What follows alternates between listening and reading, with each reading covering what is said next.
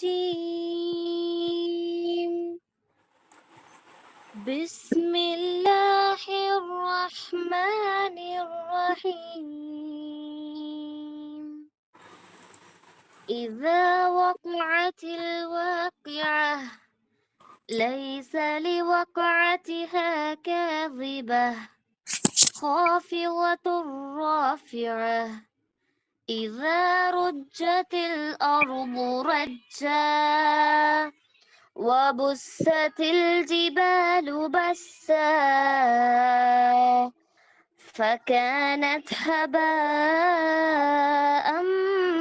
منبثا وكنتم أزواجا ثلاثة فأصحاب الميمنة ما أصحاب الميمنة وأصحاب المشأمة ما أصحاب المشأمة والسابقون السابقون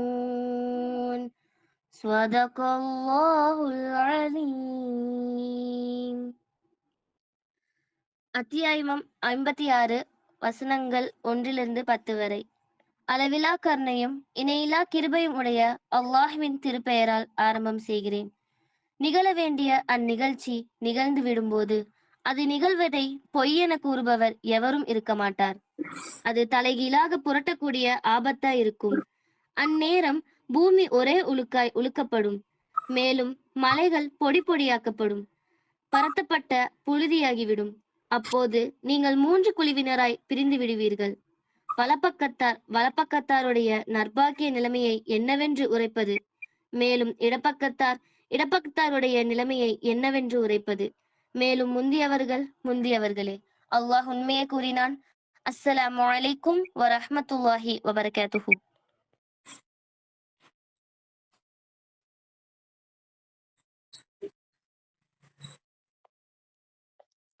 أعوذ بالله من الشيطان الرجيم بسم الله الرحمن الرحيم رب اشرح لي صدري ويسر لي أمري واحلل عقدة من لساني يفقهوا قولي أما بعد. இங்கு கூடியிருக்கும் அனைவருக்கும் என் சலாத்தினை தெரிவித்துக் கொள்கிறேன். அஸ்ஸலாமு அலைக்கும் வரஹ்மத்துல்லாஹி வபரகாத்துஹு. எனக்கு கொடுக்கப்பட்டுள்ள தலைப்பு சோதனையில் பொறுமை கொள்வோம். அல்லாஹ் 2வது அத்தியாயத்தில் 153வது வசனத்துல சொல்றான், யா அய்யுஹல்லதீன ஆமனு ஸ்தஈனு பிஸ்ஸப்ரி வஸ்ஸலாத் இன்னல்லாஹ மஅஸ் ஸாபிரீன்.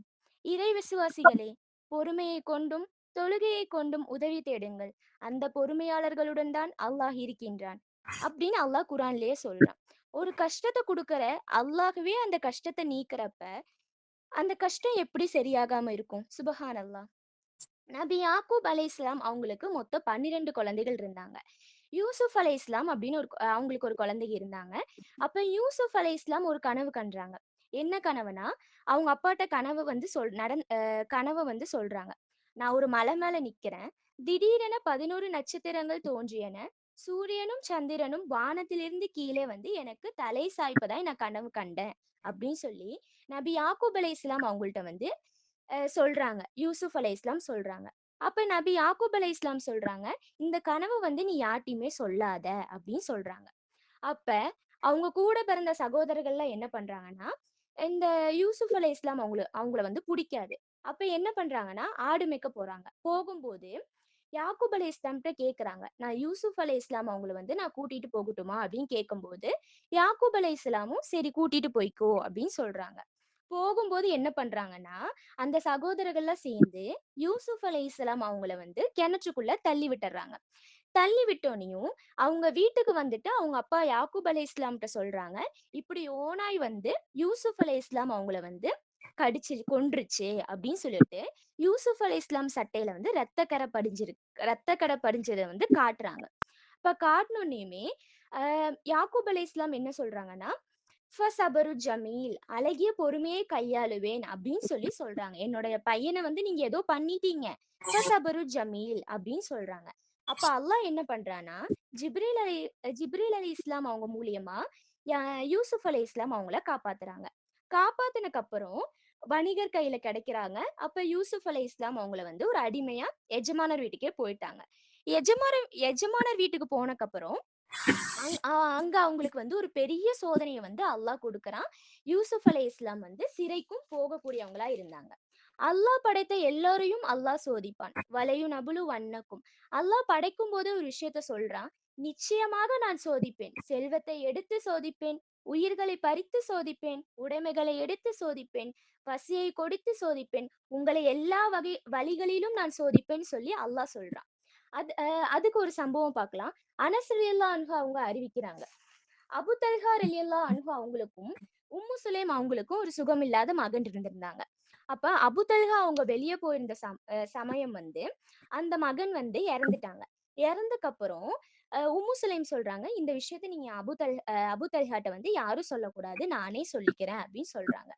வந்தக்கப்புறம் அ அபு தல்ஹா வந்து உம்மு சுலைம்ட்ட கேட்குறாங்க. "என்னோட மகன் வந்து எப்படி இருக்கான்?" அப்படின்னு கேட்கும்போது, உம்மு சுலைம் சொல்றாங்க, "நல்லா தான் இருக்கான்" அப்படின்னு சொல்லிட்டு, அபு தல்ஹாக்கு வந்து உணவும் சரி, இரவு உணவெல்லாம் எடுத்து வைக்கிறாங்க. அபு தல்ஹாவும் சாப்பிட்டுர்றாங்க. அப்ப சாப்பிட்டக்கப்புறம் தூங்க போறதுக்கு முன்னாடி அவங்க வந்து உம்மு சுலைம் வந்து சொல்றாங்க, "இப்படி உங்கள்ட்ட வந்து ஒருத்தவங்க வந்து ஒரு பொருள் குடுத்துருக்காங்க. அது வாங்கக்கூடிய டைம் வந்துருச்சு. நீங்க அப்ப என்ன பண்ணுவீங்க?" அப்படின்னு கேட்கும்போது, அபு தல்ஹா சொல்லுவாரு, "நான் அந்த பொருள வந்து நான் திருப்பி குடுத்துருவேன்" அப்படின்னு சொல்றாரு. அப்ப சொல்லும்போது, உம்மு சுலைம் சொல்றாங்க, "இப்படி அல்லாஹ் வந்து நம்மளுக்கு ஒரு மகன குடுத்திருந்தான். இப்ப அந்த மகன வந்து அல்லாஹ் எடுத்துக்கிட்டான்" அப்படின்னு சொல்லும்போது, அபு தல்ஹாக்கு வந்து கோவம் வந்துருச்சு. கோவம் வந்துட்டு இந்த நடந்ததெல்லாம் ரசூலுல்லாஹ்ட்ட போய் சொல்றாங்க. ரசூலுல்லாஹ்ட்ட போய் சொல்லும்போது, ரசூலுல்லாஹ் வந்து என்ன பண்றாங்கன்னா, அபு தல்ஹாக்கும், உம்மு சுலைம்க்கும் துவா செய்றாங்க. துவா செஞ்சக்கப்புறம், அவங்களுக்கு வந்து ஒரு ஆண் குழந்தை பிறக்குது. அப்ப அபு தல்ஹா என்ன பண்றாங்கன்னா, அந்த குழந்தைய எடுத்து ரசூலுல்லாஹ்ட்ட வந்து அனுப்பிச்சு வச்சாங்க. அவங்க கூட ஒரு பேரித்தம்பழமும் குடுத்து விட்டாங்க. குடுத்து விட்டக்கப்புறம், ரசூலுல்லாஹ் என்ன பண்றாங்கன்னா, அந்த பேரித்த பழத்த சாப்பிட்டு, அத வந்து அந்த கொ கொ அ இத்துணூண்டு வந்து அந்த குழந்தைக்கு குடுக்குறாங்க. அப்துல்லா குழந்தைக்கு குடுக்குறாங்க. குடுத்துட்டு அதுக்கு அப்துல்லான்னு சொல்லி ஒரு பேரும் வந்து வச்சுக்கிறாங்க. இன்னமா யுவஃபஸ் சாபிரூன அஜ்ரஹும் பிகைரி ஹிசாப். அல்லாஹ் 39வது அத்தியாயத்துல 10வது வசனத்துல சொல்றான். நிச்சயமாக பொறுமை உள்ளவர்கள் தங்கள் கூலியை கணக்கின்றி பெறுவார்கள்ன்னு சொல்லி அல்லாஹ் குர்ஆன்ல சொல்றான். இதே மாதிரி யாக்கூப் நபி ஃபசபரு ஜமீல் சொன்ன மாரியே, ஆயிஷா ரலியல்லாஹு அன்ஹா அவங்களும் ஃபசபரு ஜமீல்ன்னு சொல்லி 2 டைம் சொல்றாங்க. அல்லாஹ்வின் தூதர் ஸல்லல்லாஹு அலைஹி வஸல்லம் அவங்க மேலேயே, அவங்களோட ஒய்ஃப் மேலேயும் ஒரு அருவருக்கத்தக்க ஒரு பழிய வந்து அங்க இருக்கிற மக்கள்லாம் சுமத்துனாங்க. என்னன்னா, ரசூலுல்லாஹ் வந்து ஒரு ஒரு ஒரு குட்டி சம்பவம். ரசூலுல்லாஹ் வந்து ஒரு போருக்கு கெளம்புறாங்க. போருக்கு கெளம்பும்போது, ஆயிஷா ரலியல்லாஹு அன்ஹா அவங்களும் போறாங்க.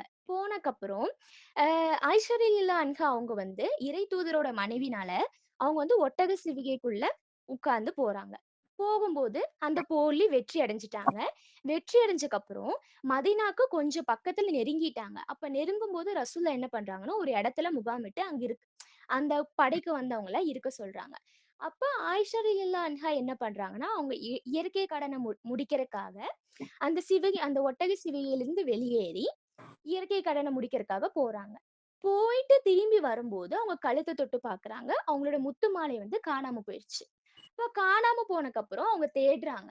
தேடி அவங்களுக்கு கிடைச்சிருச்சு. திரும்பி வந்து பார்த்தா, இந்த முகாமிட்டு இருந்த ரசூலுல்லாவோட படையினர்லாம் வந்து போயிட்டாங்க. ஆயிஷா ரலியல்லாஹு அன்ஹா அவங்க வந்து அந்த ஒட்டக சிவிகைக்குள்ள இருக்கிறதா கருதி போயிட்டாங்க.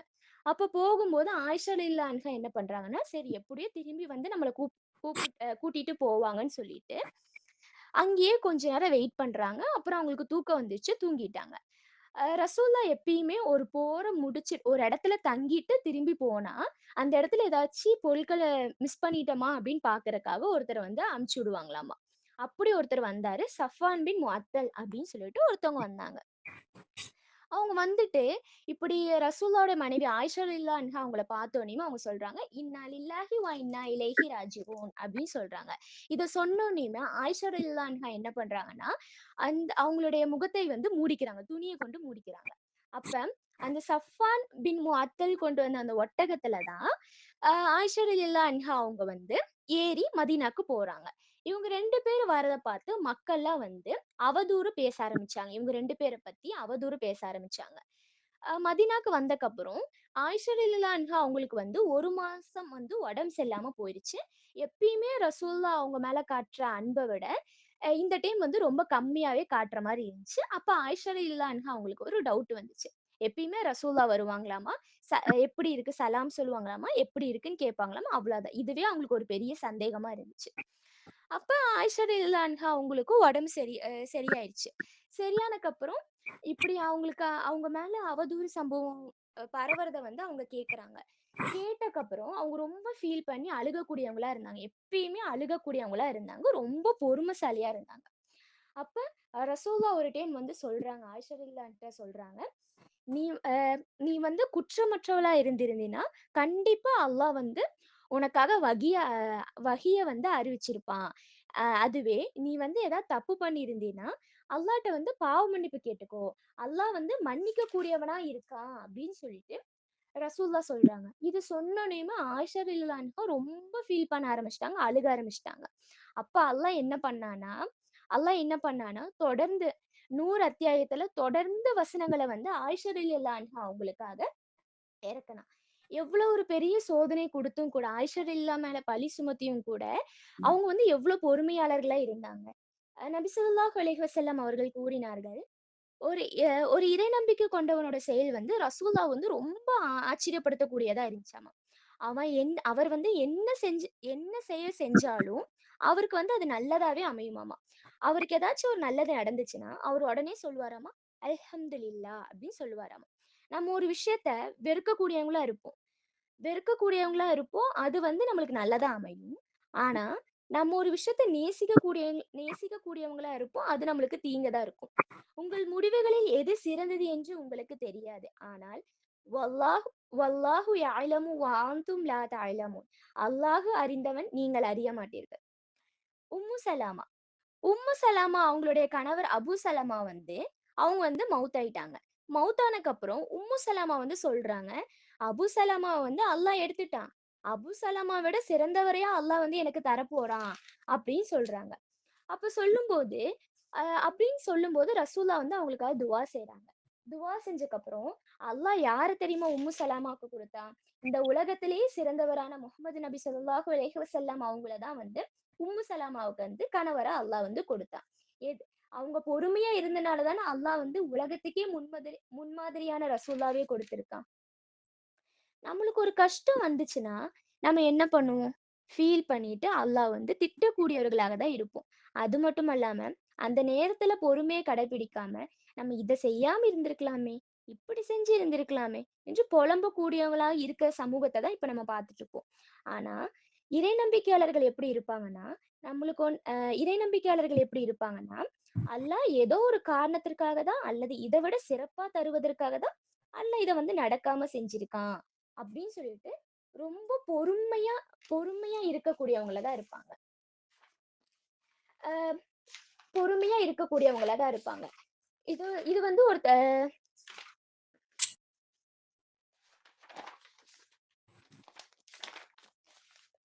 சுஹைப் ரலியல்லாஹு அன்ஹு அவர்கள் அறிவிக்கிறார்கள்.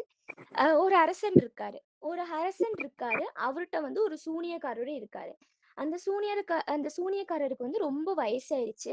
அப்ப அந்த சூனியக்காரர் அந்த அரசன்ட்ட சொல்றாரு, "நான் ரொம்ப வயசானவனா ஆகிட்டேன்.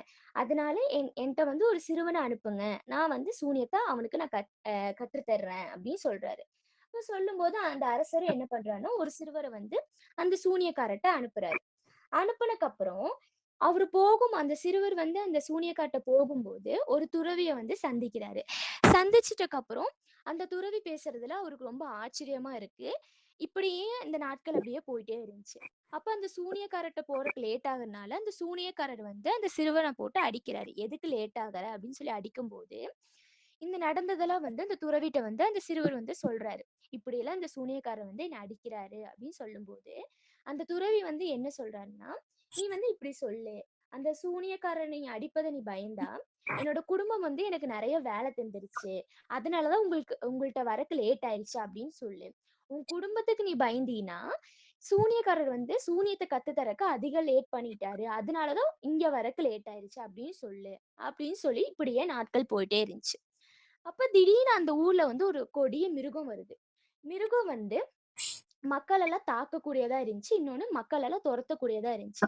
அப்ப அந்த சிறுவன் என்ன பண்றான்னா, சரி இப்ப வந்து நம்ம இந்த சூனியக்காரர் சிறந்தவரா, இல்ல துறவி சிறந்தவரா நம்ம அறிந்து கொள்வோம் அப்படின்னு சொல்லிட்டு, ஒரு கல்ல எடுத்துட்டு, யா அல்லாஹ் இந்த சூனியக்காரரை விட இந்த துறவியோட செயல் உனக்கு விருப்பமானதா இருந்துச்சுன்னா, இந்த கல்ல கொண்டு அந்த மிருகத்த நீ கொன்று விடுன்னு சொல்லிட்டு, தூக்கி வீசுறாரு. அந்த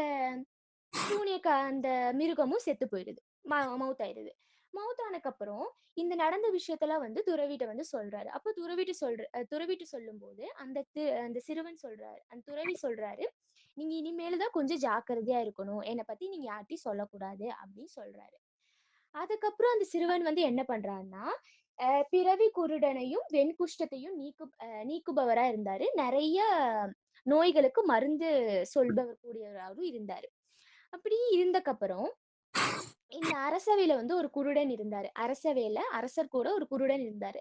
அப்ப இந்த குருடனுக்கு வந்து இந்த நியூஸ் எல்லாம் போகுது. அப்ப நியூஸ் போகும்போது, அந்த சிறுவன்ட்ட வந்துட்டு, "நான் வந்து உனக்கு நெறைய அன்பளிப்பு தரேன். எனக்கு இந்த கண் பார்வைய முற்றும் எனக்கு சரியாக்கி குடு" அப்படின்னு சொல்லும்போது, அந்த சிறுவன் என்ன சொல்றாருன்னா, "நான் வந்து உங்களுக்கு சுகமளிப்பவன் கிடையாது. சுகமளிப்பவன் யாருன்னா அல்லாஹ் தான். நீங்க அல்லாஹ்வ ஏத்துக்கோங்க. உங்களுக்கு நான் வந்து துவா செய்றேன்" அப்படின்னு சொல்லும்போது, அந்த அரசவையில இருக்கிறவரு என்ன பண்றாருன்னா, அல்லாஹ்வ ஏத்துக்கிறாரு. ஏத்துக்கிட்டக்கு அப்புறம், அ அந்த அல்லாஹ் வந்து அவங்களுக்கு வந்து அந்த கண் பார்வை வந்து சரியாக்கி குடுத்துர்றான். சரியாக்கி குடுத்தக்கப்புறம், அந்த அரசவையில இருக்கிற வந்து எப்பயும் போல அரசர் பக்கத்துல வந்து உட்கார்றாரு. உட்கார்க்கும்போது அந்த அரசர் கேட்கிறாரு, "உங்களுக்கு எப்படி இந்த நோய் சரியாச்சு?" அப்படின்னு கேட்கிறாரு. கேட்கும்போது, அந்த அரசவையில இருக்கிறவர் சொல்றாரு, "இப்படிதான் இந்த சிறுவன் தான் வந்து எனக்கு சரியாக்குனாரு" அப்படின்னு சொல்லும்போது, அந்த சிறுவன வந்து அரசர் வந்து கொண்டு வர சொல்றாரு. அந்த சிறுவனும் வந்துட்டான். வந்தக்கப்புறம், "நீ நீ வந்து உனக்கு சூனியத்த தான் நான் கத்து தர சூனியத்த தான உனக்கு கத்துக்க சொன்னேன். நீ என்ன இப்படிலாம் கத்துக்கிட்டு இருக்க? நீ இந்த இஸ்லாத்த விட்டு வெளியேறிரு" அப்படின்னு சொல்லும்போது, "இல்ல, நான் என்னோட இறைவன் அல்லாஹ் தான்" அப்படின்னு சொல்றாரு. அந்த சிறுவன் வந்து சொல்றாரு. அப்ப அந்த அரசவையில இருக்கிறவர்ட்டயும் கேட்கிறாரு. "நீ இஸ்லாத்த விட்டு வெளியேறிரு" அப்படின்னு சொல்லும்போது, "இல்ல, என்னோட இறைவன் அல்லாஹ் தான்" அப்படின்னு சொல்லும்போது, என்ன பண்றாருன்னா, அந்த அரசர் வந்து என்ன பண்றாருன்னா, ரம்பத்த கொண்டு வந்து அவருடைய நெற்றியில வச்சு அப்படியே இருகூறா அவங்க 2 பார்ட்ஸா பிரிஞ்சு பிளக்க வச்சுட்டான். அப்புறம் அந்த சிறுவன்ட்ட வந்து விசாரிக்கும்போது துறவிய பத்தி சொல்லிட்டாரு. துறவியும் கூட்டிட்டு வராரு. கூட்டிட்டு வந்துட்டு, "உன்னோட மார்க்கத்த விட்டு நீ வெளியேறிரு" அப்படின்னு சொல்லும்போது, அந்த துறவி சொல்றாரு, "இல்ல, என்னோட இறைவன் அல்லாஹ் தான். நான் அல்லாஹ தான் ஏத்துக்குவேன்" அப்படின்னு சொல்லும்போது, இதே மாரி வேதனைய அந்த துறவிக்கு குடுத்துட்டாரு. கடைசியா அந்த சிறுவன கொண்டு வராரு.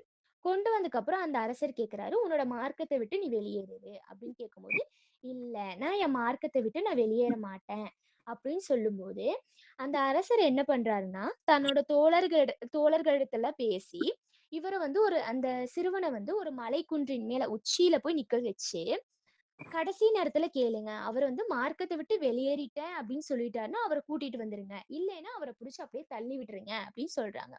அதே மாரி அந்த தோழர்கள் என்ன பண்றாங்கன்னா, சிறுவன கூட்டிட்டு அந்த மலை உச்சிக்கு போறாங்க. போனக்கப்புறம் அந்த சிறுவன்ட்ட கேட்கறாங்க. அந்த சிறுவன் துவா செய்றான் அல்லாஹ்ட்ட. "அல்லாஹ் நீ ஏன் என்ன காப்பாத்திரு" அப்படின்னு துவா செய்யும்போது, அல்லாஹ் என்ன பண்றான்னா, அந்த தோழர்களெல்லாம் மலை உச்சியிலேருந்து கீழ தள்ளி விட்டுட்டு, அந்த சிறுவன வந்து காப்பாத்திட்டான். அப்ப அந்த சிறுவன் வந்து அரசன்ட்ட வராரு. வந்தக்கப்புறம் அந்த அரசனுக்கு வந்து கோபம் வந்துருச்சு. கோபம் வந்து என்ன பண்றாருன்னா, அ இன்னும் சில தோழர்கள்ட்டலாம் சொல்லி, கப்பல்ல இந்த சிறுவன கூட்டிட்டு போங்க. நடுக்கடல் வந்தக்கப்புறம், இவரு வந்து மார்க்கத்த விட்டு வெளியேறிட்டாருன்னா, இவர வந்து கூட்டிட்டு வந்துருங்க. இல்லன்னா அவர அப்படியே கீழ தூக்கி போட்டுருங்க அப்படின்னு சொல்லும்போது, அந்த தோழர்களும் அவர வந்து கப்பல்ல கூட்டிட்டு போறாரு. கூட்டிட்டு போனக்கப்புறம், அ கூட்டிட்டு போனக்கப்புறம் இவரு வந்து அந்த சிறுவன் வந்து திருப்பி அல்லாஹ்ட்ட துவா செய்றாரு. துவா செஞ்சக்கப்புறம் அல்லாஹ் என்ன பண்றான்னா, அந்த கப்பல்ல இருக்கக்கூடியவங்கலாம் கடல்ல தள்ளி விட்டுட்டு, அந்த சிறுவன வந்து திருப்பி அரசவையில கொண்டுட்டு வராரு. கொண்டு வந்தக்கப்புறம் அரசருக்கு வந்து ரொம்ப ஆச்சரியமா இருக்கு. இவன எப்படிதான் கொல்றது அப்படின்னு சொல்லி யோசிக்கக்கூடியவனா இருந்த அரசர். அப்ப அந்த சிறுவர் சொல்றாரு, "என்ன கொல்றதுக்கு நான் உங்களுக்கு ஒரு ஐடியா குடுக்குறேன்" அப்படின்னு சொல்லும்போது, அந்த "நீங்க அந்த மாரி பண்ணா தான் என்ன கொல்ல முடியும்" அப்படின்னு சொல்லி அந்த சிறுவர் சொல்றாரு. அப்ப அந்த அரசர் கேட்கிறாரு, "சரி சொல்லுங்க" அப்படின்னு சொல்லும்போது, அந்த சிறுவர் சொல்றாரு, "மக்கள ஒன்று திரட்டுங்க. மக்கள ஒன்று திரட்டிட்டு, நடுவுல என்ன நிக்க வைங்க. என்ன வந்து மரத்துல கட்டி வச்சுடுங்க. கட்டி வச்சுட்டு, அம்பை எடுத்து என்ன கொல்லுங்க. என்ன கொல்லும்போது அல்லாஹின் திருப்பெயரால் நான் ஆரம்பிக்கின்றேன் அப்படின்னு சொல்லுங்க. அப்படின்னு சொல்லும்போது, இவரு இந்த மாரி பண்ணி அந்த சிறுவன வந்து கொன்னுட்டாரு. இத பார்த்துட்டு இந்த சுத்தியில இருக்கிற மக்கள் என்ன பண்ணாங்கன்னா, இஸ்லாத்தை ஏற்கக்கூடியவங்களா இருந்தாங்க. அப்ப அந்த அரசனுக்கு வந்து ரொம்ப கோபம் தரக்கூடிய செயலா இது இருந்துச்சு. அப்ப அவர் என்ன பண்றாருன்னா, அவங்களுடைய அரண்மனையோட வாசல்ல ஒரு குழி தோண்டப்பட்டு அங்க வந்து ஒரு நெருப்பு வந்து எரிய வைக்கக்கூடியவங்களா இருந்தாங்க. யாரெல்லாம் இஸ்லாத்த ஏத்துக்கிறீங்களோ, இதுல போய் நீங்க விழுந்துருங்க அப்படின்னு சொல்லக்கூடியவங்களா இருந்தாங்க. அப்ப நெறைய மக்கள் என்ன பண்ணாங்களே, இஸ்லாத்த ஏத்த நெறைய மக்கள் வந்து இதுல வந்து விழுகக்கூடியவங்களா இருந்தாங்க. விழுந்தக்கப்புறம் ஒரு தாய் வந்து தன்னோட குழந்தைய வந்து இடுப்புல வச்சுட்டு யோசிக்கிறாங்க. தன்னோட குழந்தையோட விழுகணுமா அப்படின்னு யோசிக்கும்போது, அந்த குழந்தை சொல்லுது, "தாயே, பொறுமையை கடைப்பிடியுங்கள். நிச்சயமாக நீங்கள் சத்தியத்தில் உள்ளீர்கள்." அப்படின்னு சொல்லி அந்த குழந்தை சொல்லுது. அப்ப அந்த அல்லாஹ் அந்த குழந்தைக்கு எவ்வளோ ஒரு பொறுமையா குடுத்திருக்கான் பாருங்க. ஒரு சோதனை குடுத்தும் கூட, அந்த குழந்தைக்கு வந்து எவ்வளோ ஒரு பொறுமைய குடுத்திருக்கான்னு பாருங்க. அல்லாஹ்வுக்கு மிக பிடித்தமான நபர்களை தான் அல்லாஹ் சோதிப்பான். சோதனை என்பது இந்த உலகத்தில் பொதுவானது. ஆனா மனிதர்கள் பொறுத்தவரையில் இழப்புகளை மட்டும்தான் மனிதர்கள் சோதனை என கருதுவார்கள் தவிர, பெறுவதை சோதனையாக கருத மாட்டார்கள். செல்வம் கிடைப்பதை யாரும் சோதனையாக கருத மாட்டார்கள். செல்வம் எடுக்கப்பட்டால் தான் இறைவன் என்னை சோதிக்கிறான் என்று சொல்வார்கள். வியாபாரத்தில் லாபம் ஏற்பட்டால் இறைவன் என்னை சோதிக்கின்றானா என்ற கேள்வி வருவதில்லை. ஆனால் வியாபாரத்தில் நஷ்டம் ஏற்பட்டால் தான் அல்லாஹ் என்னை சோதிக்கின்றான் என்று சொல்கிறார்கள்.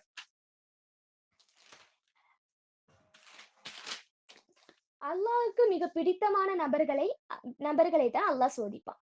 அல்லாஹ் மனிதர்களை மட்டும் சரி, நபிமார்களையும் கூட சோதிச்சிருக்கான். அப்படி சில நபிமார்களை அல்லாஹ் எதற்காக சோதனை செய்திருக்கான் அப்படின்னு பார்ப்போம்.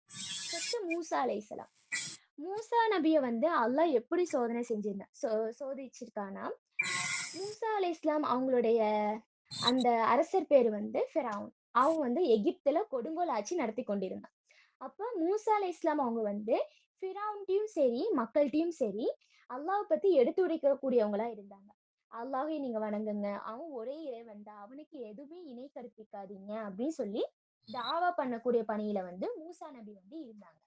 அப்படி இருக்கும்போது, மூசா நபி அவங்களுடைய சொல்ல கேட்டு நெறைய பேரு இஸ்லாத்த ஏற்கக்கூடியவங்களா இருந்தாங்க. அப்ப ஃபிரவுன் வந்து மக்கள்ட்ட சொல்றான். யாராச்சும் நீங்க இஸ்லாத்த ஏத்துக்கிட்டீங்கன்னா, உங்கள நான் வந்து துன்புறுத்துவேன். ரொம்ப துன்புறுத்துவேன். உங்கள கொன்றுவேன், தூக்கிலிடுவேன் அப்படின்னு சொல்லிட்டு மக்கள வந்து பயப்படுத்தக்கூடியவனா இருந்தான். ஃபிரவுன் இருந்தான். அப்ப வந்து இப்படியே சில நாட்கள் போனக்கப்புறம், மூசா அலைஹிஸ்ஸலாம் அவங்களுக்கு வந்து அல்லாஹ் வந்து ஒரு கட்டளை இடுறான். என்னன்னா, நீங்க வந்து நீங்க இவ்ளோ கொடுமைகள நீங்க வந்து நீ இவ்ளோ கொடுமைகள வந்து நீங்க சந்திச்சிட்டீங்கல்ல. அப்ப நீங்க என்ன பண்றீங்கன்னா, கடல் வந்து 2ஆ பிளக்கப்பட்டு, நடுவுல வந்து மூசா அலைஹிஸ்ஸலாம் அவங்களையும், அவங்களுடைய பின்பற்றவங்களையும் போக சொன்னான்.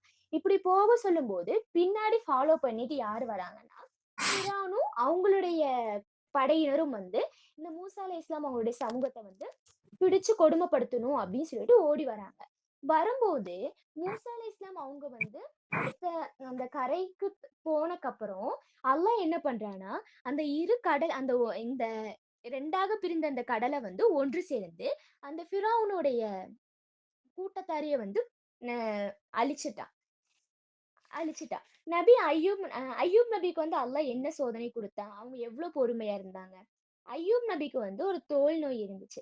அந்த தோல் நோய்னா எப்படிப்பட்ட நோய்னா, அந்த தோல்ல வந்து புழு, பூச்சி எல்லாம் அப்படியே அந்த தோலுல வந்து இருக்கக்கூடியதா அப்படி அப்படி ஒரு மோசமான தோல் நோய வந்து அல்லாஹ் வந்து அய்யூப் நபிக்கு வந்து குடுத்திருந்தான். அப்ப அவங்க என்ன பண்ணுவாங்கன்னா, அவங்களோட மனைவி அய்யூப் நபியோட மனைவி தான் அத கிளீன் பண்ணக்கூடியவங்களா இருந்தாங்க. அவங்க ரொம்ப பொறுமையா இருந்த காரணத்தினால, அய்யூப் நபிக்கு இருந்த தோல் நோய கூட அல்லாஹ் வந்து சரியாக்கக்கூடியவனா இருந்தான். லூத் அலைஹிஸ்ஸலாம். நூ அ லூத் நபிக்கு வந்து அல்லாஹ் என்ன சோதனை செஞ்சிருந்தான்னா, அல்லாஹ் அ லூத் நபிக்கு வந்து லூத் நபி வந்து எச்சரிக்கை செய்றாங்க மக்களுக்கு. நீங்க வந்து இப்படி வந்து இது பண்ணாதீங்க. ஓரின சேர்க்கை பண்ணாதீங்க. அல்லாஹ்வை மட்டுமே வணங்குங்க. அ அல்லாஹ் வந்து க அல்லாஹ் மட்டுமே வணங்குங்க. அல்லாஹ்க்கு வந்து எதுவுமே இணை கற்பிக்காதீங்க அப்படின்னு சொல்லக்கூடியவங்களா இருந்தாங்க. அப்ப அந்த மக்கள் என்ன சொல்லுவாங்கன்னா, உங்களோட உங்களோட அறிவுரைகள நீங்க சொல்லாதீங்க. நீங்க வந்து எங்களோட பழக்கத்த நீங்க வந்து நீங்க ஃபாலோ பண்ணிக்கோங்க அப்படின்னு சொல்லக்கூடியவங்களா இருந்தாங்க. அப்ப அல்லாஹ் வந்து என்ன பண்றான்னா, அவங்களுக்கு ஒரு விருந்தாளி அனுப்புறான். லூத் அலைஹிஸ்ஸலாம் அவங்களுக்கு ஒரு விருந்தாளி வராங்க. வந்தோனேயுமே அந்த வர செய்திய வந்து மக்கள் கேட்டோனே என்ன பண்றாங்கன்னா, இந்த விருந்தாளிய வந்து கொடுமைப்படுத்தலாம். இந்த விருந்தாளிய வந்து நம்ம கூட ஓரின சேர்க்கை பண்ண வைக்கலாம் அப்படின்லாம் சொல்றாங்க. அப்ப அந்த விருந்தாளி யாருன்னா மலக்குமார்கள். மலக்குமார்கள் வந்து லூத் அலைஹிஸ்ஸலாம் அவங்களுக்கு வந்து சொல்றாங்க, "உங்கள யாரெல்லாம் பின்பற்றாங்களோ அவங்கலாம் கூட்டிட்டு நீங்க வாங்க. இந்த ஊர விட்டு வெளியேறிருங்க. வெளியேறும்போது திரும்பி பார்க்காதீங்க." அப்படின்னு சொல்றாங்க. இப்படி சொல்லும்போது லூத் அலைஹிஸ்ஸலாமும் சரி, அவங்களுடைய குடும்பத்தினரும் சரி வெளிய வராங்க. அந்த ஊர விட்டு வெளிய வரும்போது, அவங்க மனைவி வந்து அவங்க மனைவிக்கு வந்து சந்தேகம் பட்டு அவங்க முழிச்சு பார்க்குறாங்க. அப்ப இவங்க வெளிய போறதெல்லாம் பார்த்துட்டு அவங்க மனைவி நெனைக்கிறாங்க, இவங்க கூட போறது நம்மளுக்கு நல்லது கிடையாது. நம்ம இந்த ஊர்லயே இருந்துரலாம் அப்படின்னு நெனைக்கிறாங்க. அப்ப அவங்க ஊர விட்டு வெளிய போனோனேயுமே, அல்லாஹ் அந்த சமுதாய மக்களுக்கு என்ன பண்றான்னா, வானத்திலிருந்து கற்களும், நெருப்புமாக பெய்யக்கூடிய மழைய வந்து அனுப்பி வச்சான். இது வந்து லூத் அலைஹிஸ்ஸலாம் அவங்களுக்கு வந்து அல்லாஹ் சோதனை செஞ்சிருந்தான். நெக்ஸ்ட் யூனுஸ் நபி. யூனுஸ் நபிக்கு வந்து அல்லாஹ் எதன் மூலியமா சோதனை குடுத்திருந்தான்னா, அவங்களும் மக்களுக்கு வந்து நேர்வழி பக்கம் வந்து தாவா பணியில வந்து அழைக்கிறாங்க. அப்ப அந்த மக்கள் வந்து ஏத்துக்க முடியாதவங்களா இருந்தாங்க.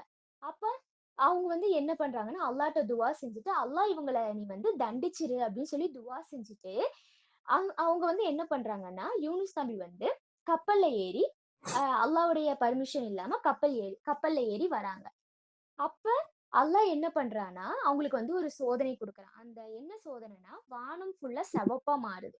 சிவப்பா மாறுனக்கப்புறம் அங்க இருக்கிற மக்கள்லாம் பயப்படுறாங்க. அல்லாஹ் என்ன யூனுஸ் நபி சொன்ன மாரி, இது பலிச்சிருமோ அப்படின்னு சொல்லிட்டு, அங்க இருக்கிற மக்கள் அல்லாஹ்ட்ட வந்து துவா செய்யக்கூடியவங்களா இருந்தாங்க.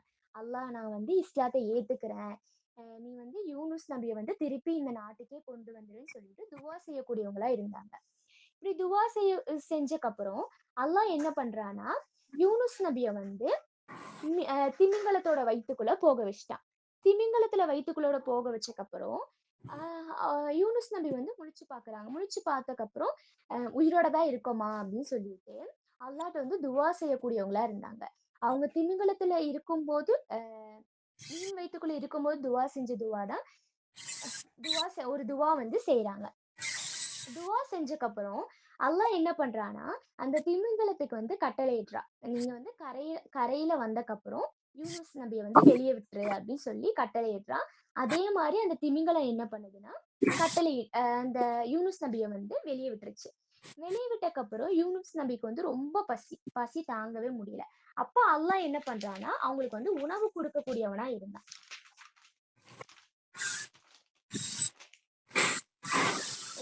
உலகமெல்லாம் ஒன்று சேர்ந்து உனக்கு ஒரு நல்லதை செய்ய நாடினால், அல்லாஹ் விதித்ததை தவிர எதுவும் செய்ய முடியாது.